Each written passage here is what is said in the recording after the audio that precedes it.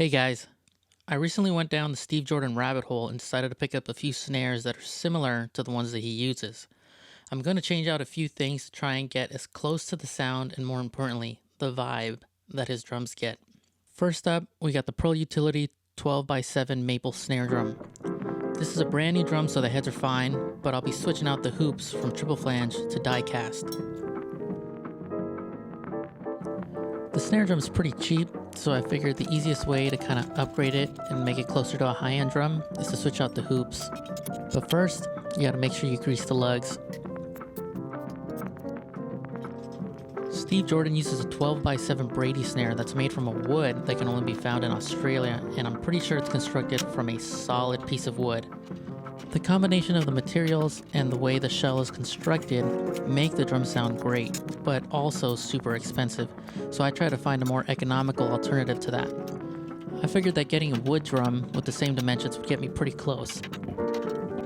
Seeing how the Brady snare is made from a dense wood and a solid shell gives me the impression that that gives it a more focused sound, so that was another reason why I chose to go with the die cast hoops.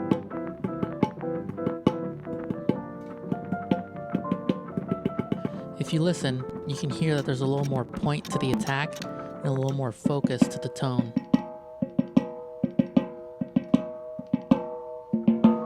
Die-cast hoops were originally invented to prevent the shell from warping or caving in, because back in the day, the shells were just made from 3 plies of wood. But modern drums are made more effectively, so they're not needed for that purpose anymore. One thing that drummers noticed from the die-cast hoop was their effect of the tone on the drum.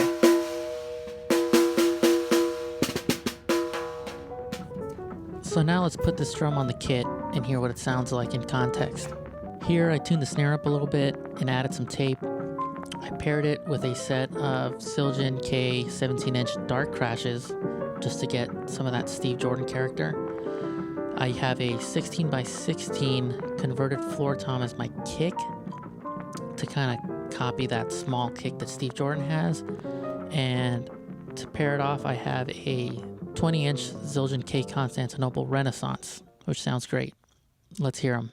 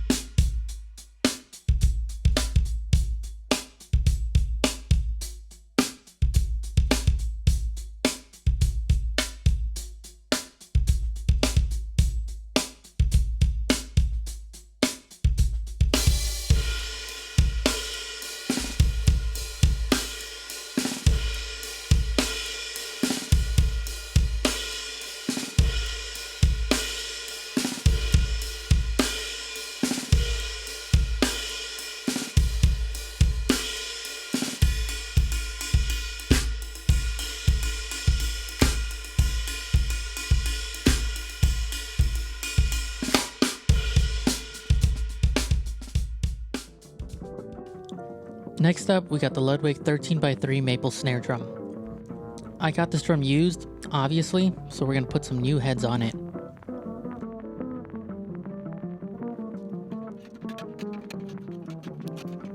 Since it's used, I'm also going to take the time to clean up the bearing edges from some dust or stick shards or whatever may be in there. The drum has an internal muffling system with a pretty big felt pad, so that's a plus. Ambassador coated on the batter side. Classic.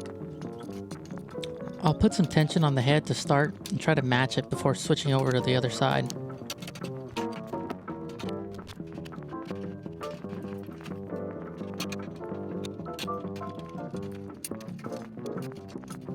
I'll do the same thing with the bottom head, clean up the rim, the bearing edges, and dump out all the dust that's made its way inside the shell. Remo Ambassador snare side. Classic. I'll get some tension on the head before I start to really tune it. I actually tune all my drums on a stool so that it muffles the other head and I'm only hearing the tone coming from the head that I'm trying to tune. I take a reference pitch from my phone and actually hum the note while I tune.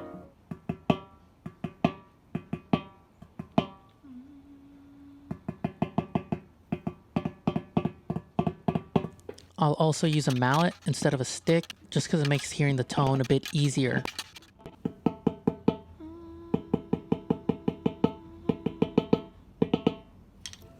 A lot of times I'll match my humming to the pitch of the lug to see if I'm bending my pitch down or up from the reference pitch I was just humming. From there, I make appropriate adjustments to that lug. Just as a side note, it's important to know that each lug affects the lugs around it. So if one lug is flat and you bring it up to the reference pitch, it would also cause the lugs that are right next to it and directly across from it to rise in pitch. When that happens, I very subtly bring the other lugs back down to the reference pitch. Now let's hear what this drum sounds like with the rest of the kit after I've tuned it up and put some tape on it.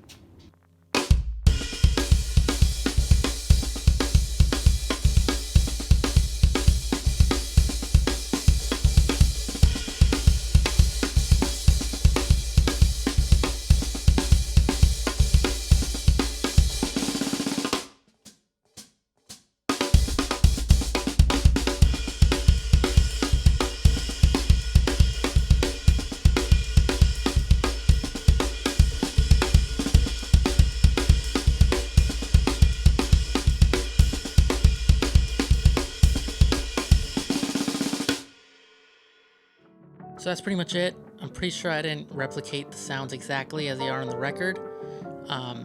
There's a couple things that I'm pretty sure I couldn't recreate, like the exact tuning of the drums, or the player himself, or the mic placement, or how it was mixed. All four of those things can affect the sound, and I wasn't really trying to go for the exact specific sound that I got from those records, but mainly just like an overall vibe that the drums give you and the character that they give you, which is what I think I got pretty close to, at least in the ballpark, which was really my goal. So anyways, thanks for watching. If you made it this far, congrats.